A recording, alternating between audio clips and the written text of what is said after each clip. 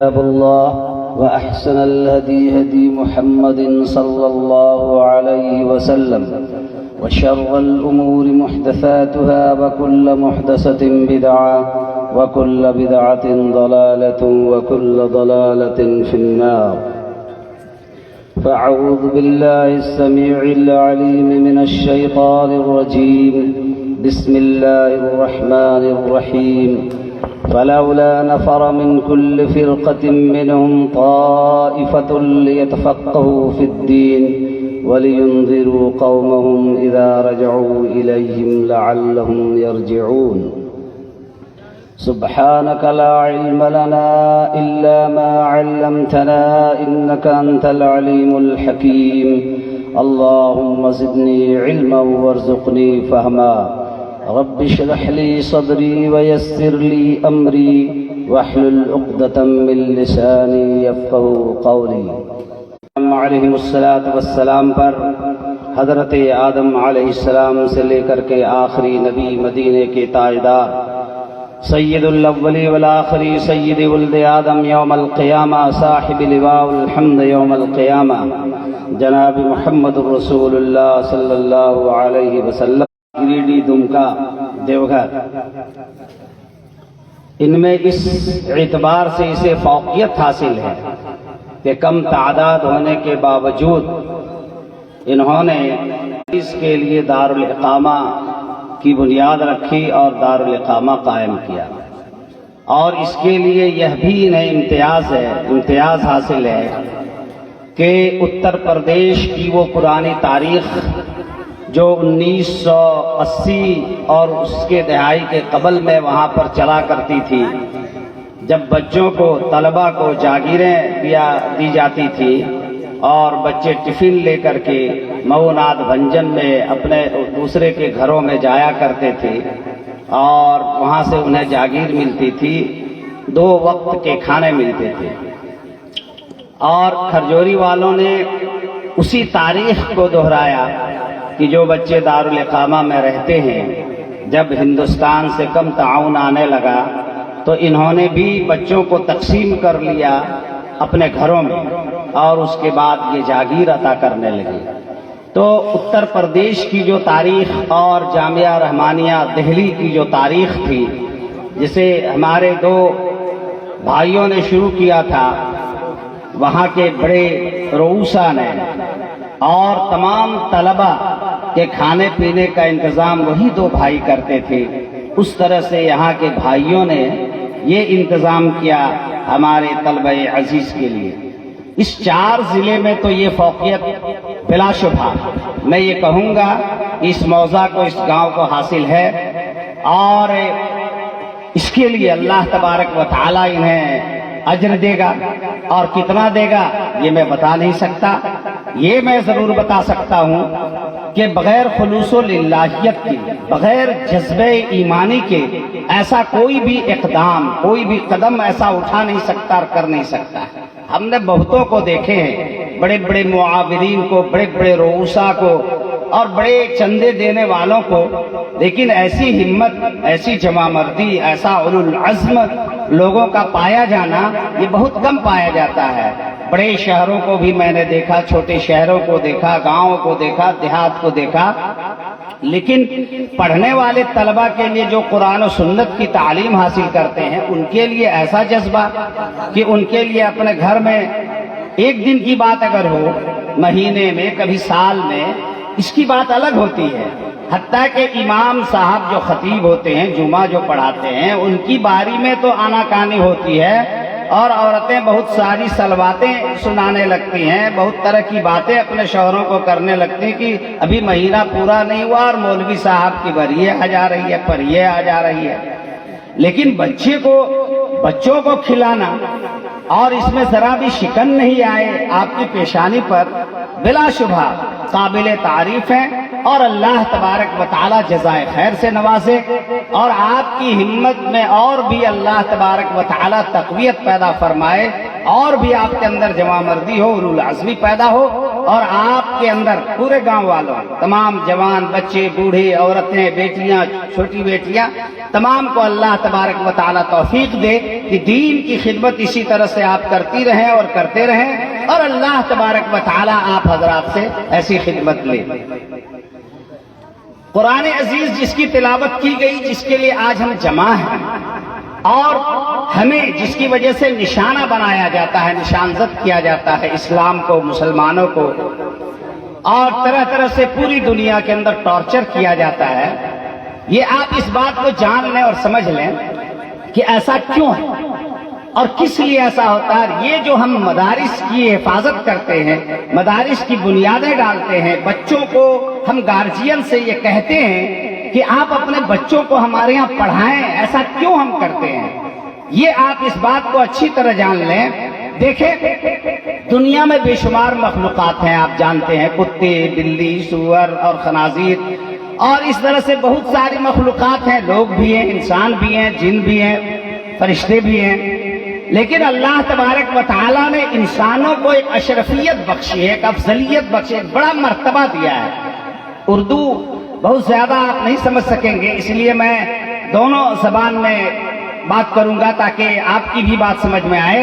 تو اللہ تبارک و تعالیٰ نے پہلی بات یہ کہ عام انسانوں کو افضل بنایا، بڑا بنایا، مرتبہ، مقام، اسٹیٹس بڑھا دیا، اس میں سبھی شامل ہیں، خواہ وہ کافر ہو، ہندو ہو، مسلم ہو، یہودی ہو، مجوسی ہو، کوئی، یہ انسان لفظ جو انسان ہے، یہ پہلی بات ہے، یہ اشرف ہے۔ لقد خلقنا الانسان فی احسن تقویم وَلَقَدْ كَرَّمْنَا بَنِي آدَمَ وَحَمَلْنَاهُمْ فِي الْبَرِّ وَالْبَحْرِ وَرَزَقْنَاهُمْ مِنَ الطَّيِّبَاتِ وَفَضَّلْنَاهُمْ عَلَى كَثِيرٍ مِّمَّنْ خَلَقْنَا تَفْضِيلًا۔ ہم نے اس بنی آدم کو تمام پر فضیلت عطا فرمائی، احسن تقویم میں ہم نے بنایا۔ ابھی دیکھیں، اسلام، توحید، مسلمان، مذہب، قرآن، آسمانی کتابیں ابھی اس میں شامل نہیں ہیں۔ اس کے بعد اللہ تبارک و تعالیٰ نے ایک دوسری افضلیت، ایک دوسری اشرفیت، ایک دوسرا مقام عطا فرماتا ہے انسانوں میں سے۔ فرمایا اللہ تبارک و تعالیٰ نے وَعَلَّمَ آدَمَ الْأَسْمَاءَ كُلَّهَا ثُمَّ عَرَضَهُمْ عَلَى الْمَلَائِكَةِ فَقَالَ أَنبِئُونِي بِأَسْمَاءِ هَؤُلَاءِ إِن كُنتُمْ صَادِقِينَ۔ ہم نے آدم کو علوم سکھائے، ہم نے آدم کو تمام اسما سکھلائے۔ مفسرین نے اس میں بڑی بڑی تفسیریں کھینچتان کی ہیں، اور بالخصوص جو بعد والے مفسرین ہیں جیسے صاحب روح المعانی وغیرہ، ان لوگوں نے تو زبردست لام قاف لایا ہے، اور علامہ زمخشری کی شروع سے عادت رہی ہے کہ وہ کچھ نہ کچھ فلسفہ، لوگوں کا کہنا ہے محققین کا کہ تفسیر کے علاوہ اس میں سب کچھ ہے کشاف کے اندر۔ بہرکیف تو متاخرین نے بہت ساری باتیں لکھی ہیں کہ حضرت آدم علیہ السلام کو الی یوم القیامہ جتنی چیزیں پیدا ہوتی، ان تمام کے مماثل صورتیں اللہ تبارک و تعالیٰ نے دکھلائیں اور نام بتائے۔ جمیع الاسماء کلھا ما ہوا کائن الی یوم القیامہ، وہ ساری چیزوں کے نام بتائے اللہ تبارک و تعالیٰ نے حضرت آدم کو، جو قیامت تک اللہ تبارک و تعالیٰ پیدا فرماتا، حتیٰ کہ چٹو اور ڈبا اور کرچھل اور ڈوبھی اور پلیٹ، اس کا تک نام بتایا حضرت آدم علیہ السلام کو۔ اور حضرت آدم علیہ السلام کی تخلیق پر فرشتوں نے بغیر کسی علم کے اور جناتوں کے رویے کو، ایٹیچیوڈ کو، ان کے کیریکٹر کو دیکھ کر کے یہ کہا تھا کہ اللہ تبارک و تعالیٰ یہ لوگ فتنہ و فساد پیدا کریں گے، ان سے پہلے آپ ایک مخلوق کو پیدا فرما چکے ہیں اور وہ دنیا کے اندر اس طرح کی حرکت کر چکے ہیں، تو ایسا نہ ہو کہ یہ بھی خون ریزی کریں، قتل و غارت گری کریں، ایک دوسرے کو ماریں، لڑیں، جھگڑیں، کیس مقدمہ یہ سب کریں۔ تو اللہ تبارک و تعالیٰ نے حضرت آدم علیہ السلام سے کہا کہ انبئونی باسماء ہؤلاء ان کنتم صادقین، فرشتوں سے کہا کہ ٹھیک ہے حضرت آدم علیہ السلام اگر مان لو تمہاری نظر میں اس طرح سے ہو سکتے ہیں اور تم تسبیح و تقدیس کے لیے کافی ہو، تو یہ ساری چیزیں گھوڑے ہیں، ہاتھی ہیں، اونٹ ہیں اور پلیٹیں ہیں اور دیگچی ہے، کرچھل ہے، ان سب چیز، یہ سب کیا چیزیں ہیں؟ ان کے نام بتاؤ۔ فرشتوں کو تو اللہ نے بتایا نہیں تھا۔ اور ایک بات جان لیجئے اسی آیت کریمہ سے کہ جب تک اللہ تبارک و تعالیٰ کسی کو کچھ نہیں بتائے کوئی کچھ نہیں جان سکتا۔ بات سمجھ میں آ رہی ہے؟ کوئی بھی جب تک اللہ تبارک و تعالیٰ وحی کے ذریعے سے الا وحیا او من وراء حجاب او یرسل رسولا فیوحی باذنہ ما یشاء، کہ اگر اللہ تبارک و تعالیٰ کسی کو کچھ بتائے نہیں تو دنیا میں کوئی بھی کچھ نہیں جان سکتا، وہ عالم الغیب نہیں ہو سکتا، عالم الغیب نہیں ہو سکتا۔ عالم الغیب کا مطلب ہے خود بخود کوئی چیز جان لینا، علم غیب خود بخود کوئی چیز جان لینا جو ہونے والی ہے یا جو ہو چکی ہے، ما کانا جو ہو چکی ہے، وما ہوا کائن جو ہونے والی ہے، اسے خود بخود اگر کوئی جانتا ہے تو وہ عالم الغیب ہے۔ اسی لیے خود بخود جاننا یعنی ذاتی اللہ کے علاوہ کسی کو نہیں ہے، اور دنیا میں کسی کو بھی اس چیز سے انکار نہیں ہے۔ کسی بھی پڑھنے والے کو جو چھوٹی کتاب پڑھنا جانتا ہو یا بڑی کتاب، اس بات سے کوئی بھی انکار نہیں کر سکتا کہ یہ ذاتی خود بخود جاننا اللہ کے علاوہ کسی کی صفت نہیں ہے۔ اسی لیے فرمایا قل لا يعلم من في السماوات والارض الغیب الا اللہ وما يشعرون ایان یبعثون۔ تو فرمایا انبئونی باسماء، یہ وہ فرشتے ہیں جو دن رات اللہ کے آگے پیچھے دائیں بائیں وہ رہتے تھے، اور اگر ایک مخصوص فرشتوں کا گروہ بھی تسلیم کر لیا جائے، جیسا کہ بعض مفسرین کا قول ہے کہ یہ سارے فرشتے مراد نہیں ہیں، بلکہ اس جگہ جس آسمان پر حضرت آدم علیہ السلام کی تخلیق ہوئی تھی، حضرت آدم علیہ السلام کو پیدا کیا گیا تھا، وہاں جتنے فرشتے موجود تھے جو اس شیطان ابلیس کی ٹولی میں رہا کرتے تھے وہ مراد ہے۔ پر کہ چلے انہی فرشتوں کو ہم مان لیں کہ وہی مراد ہیں جو ابلیس کی ٹولی میں اور گروہ میں فرشتے رہتے تھے، تو اللہ تبارک و تعالیٰ نے فرمایا انبئونی باسماء ہؤلاء، ان چیزوں کے نام ہی بتا دو فرشتوں۔ فرشتوں نے کیا جواب دیا؟ سبحانک لا علم لنا، سبحانک لا علم لنا، ہو گئی نفی۔ میں جس چیز کی نفی کرنا چاہتا تھا اس کی نفی ہو گئی۔ سبحانک لا علم لنا الا ما علمتنا، جو کچھ تو نے بتایا رب اس کے علاوہ حرف واحد، ایک حرف کے 10 ٹکڑے میں سے ایک ٹکڑے کو بھی میں نہیں جانتا۔ الف کو اگر 10 ٹکڑے میں کوئی بانٹ دے تو الف کے 10 ٹکڑوں میں سے ایک ٹکڑا بھی نہیں جانتا اس ٹکڑے کو جو تو نے مجھے نہیں سکھایا۔ سبحانک لا علم لنا الا ما علمتنا انک انت العلیم الحکیم۔ پاکی ہے تیری پروردگار، تقدیس ہے تیری، تحمید ہے تیری۔ سبحانک لا علم لنا، ہمیں کوئی علم ہی نہیں، الا ما علمتنا، مگر صرف اتنا ہی جتنا کہ ہمیں تو نے سکھایا ہے۔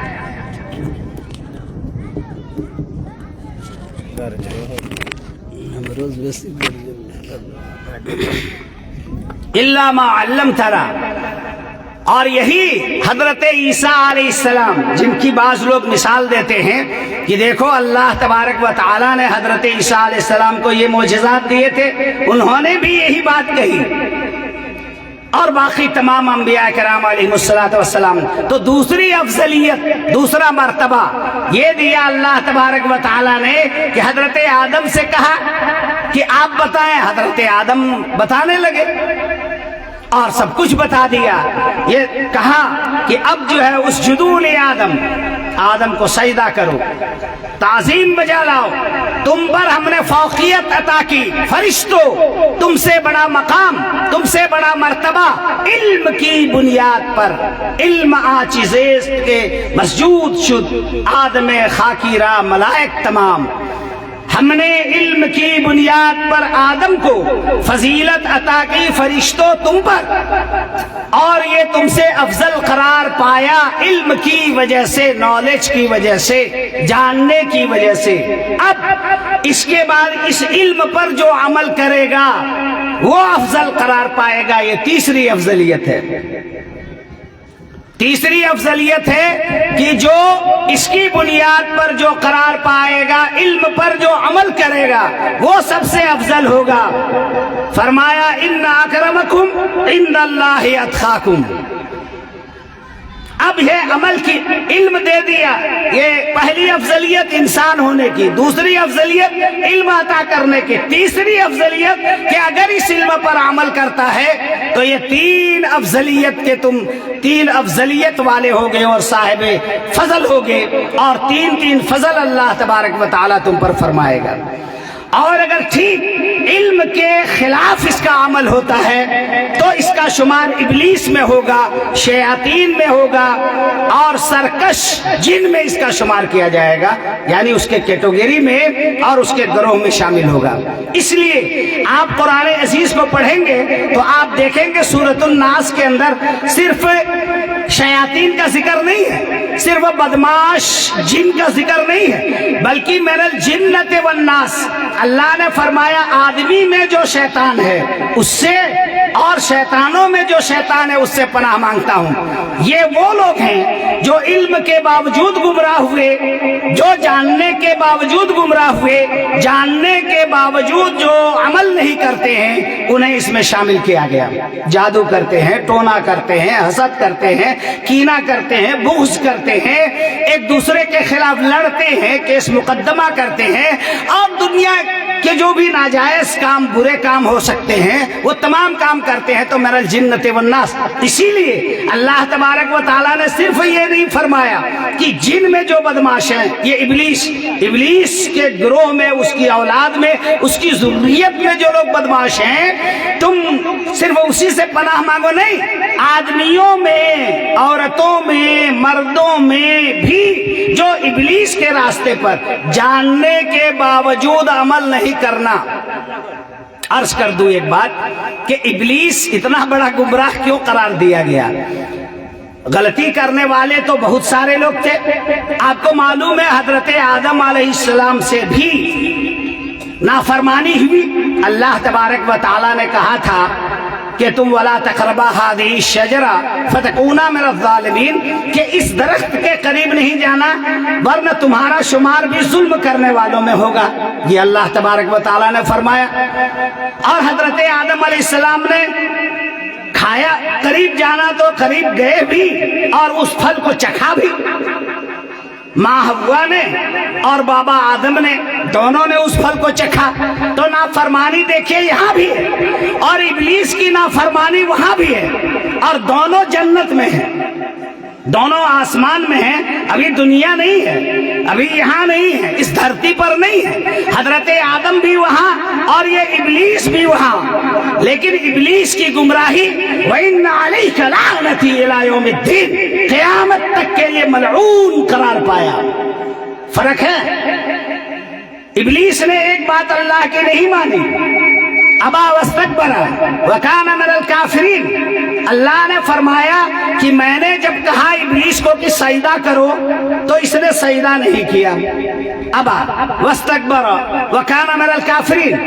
حضرت آدم علیہ السلام کو فرمایا ولا تقربا هذه الشجرة فتكونا من الظالمین۔ دونوں جگہ اگر بات آپ دیکھیں کہ اللہ تبارک و تعالی نے جو منع فرمایا وہاں حکم دیا، یہاں منع فرمایا، حکم دیا نہیں کیا، منع کیا کر لیا۔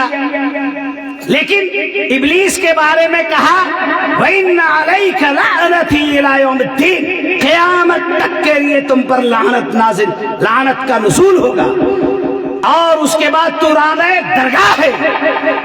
دیکھیں جنت سے حضرت آدم بھی نکالے گئے اور ابلیس بھی نکالا گیا۔ فرق کیا ہے؟ فرق یہ ہے کہ ابلیس جاننے کے باوجود اس نے نافرمانی کی، وہ جانتا تھا کہ اللہ تبارک و تعالیٰ کی اس نافرمانی کی بنیاد پر میری تمام عبادتیں بیکار ہوں گی، اور حضرت آدم علیہ السلام جو پھسلے اس کے بارے میں ہے فوسوس الیہ الشیطان کہ ایک تو شیطان نے وسوسہ ڈالا، دوسری بات وقاسمہما انی لکما لمن الناصحین، وہ قسمیں کھانے لگا شیطان کہ آدم میں آپ دونوں کا خیر خواہ ہوں، بھلائی چاہتا ہوں، دیکھ